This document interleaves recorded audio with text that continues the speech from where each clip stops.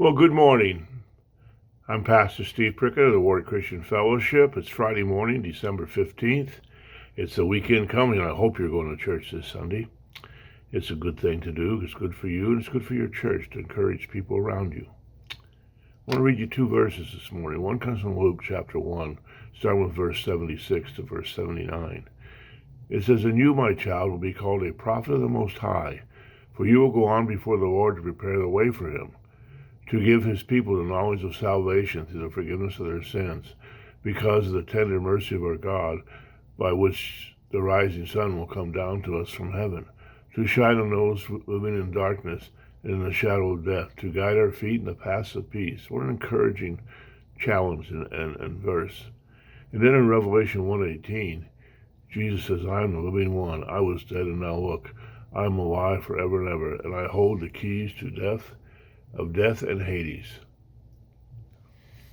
You know, people live in darkness and in the shadow of death.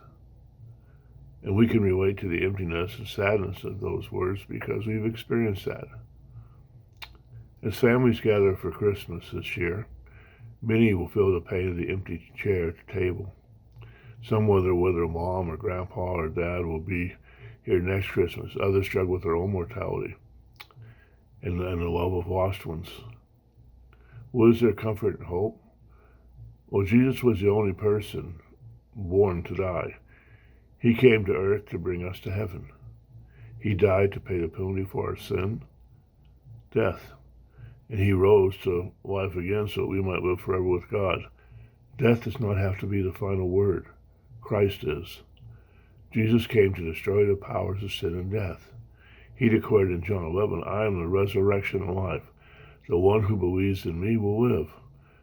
By taking on our sin, the cause of death, he has won for us eternal life.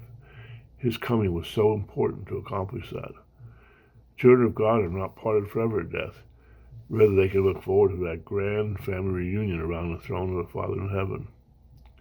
So today we may weep with those who weep, but as a family of God, we can embrace each other with love, and we may find hope and comfort in the victory of Jesus, the Lord of life.